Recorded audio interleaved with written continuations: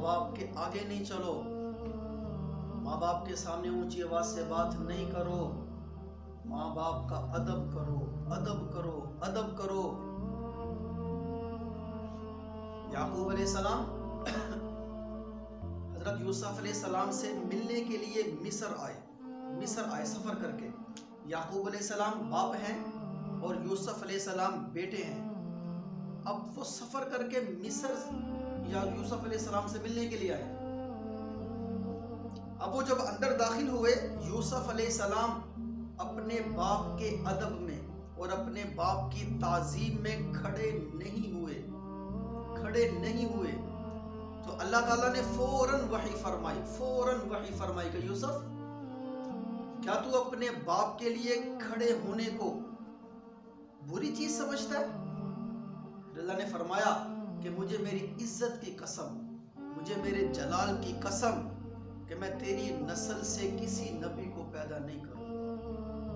کہ باپ کا ادب اتنا ضروری ہے کہ ماں کمرے میں آئے ادب سے کھڑے ہو جاؤ کہ میری ماں میرے پاس آئی ہے۔ باپ کمرے میں آئے تو ادب سے کھڑے ہو جاؤ، بستر چھوڑ دو کہ میرا باپ مجھ سے ملنے کے لیے آیا ہے۔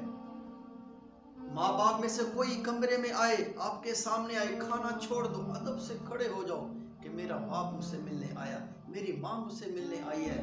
بیوی بچوں میں کھیل رہے ہو، ان کو چھوڑ کے ادب سے کھڑے ہو جاؤ کہ میری ماں مجھ سے ملنے کے لیے آئی ہے، میرا باپ مجھ سے ملنے کے لیے آیا ہے۔ کہ ادب کرنے والوں کو اللہ عزتیں دیا کرتا ہے، کہ جو والدین کا ادب کرتا ہے، جو والدین کی عزت کرتا ہے، جو والدین کا اکرام کرتا ہے، جو والدین کے ساتھ حسن سلوک کرتا ہے، اللہ ان کو عزتیں دیتا ہے، اللہ ان کو کامیابیاں دیتا ہے، اللہ ان کو بلندیاں عطا فرماتا ہے۔ اس لیے اللہ کے نبی نے فرمایا کہ بیٹا کبھی بھی باپ کا حق ادا نہیں کر سکتا، کبھی بھی حق ادا نہیں کر سکتا، جتنی بھی خدمت کر لے۔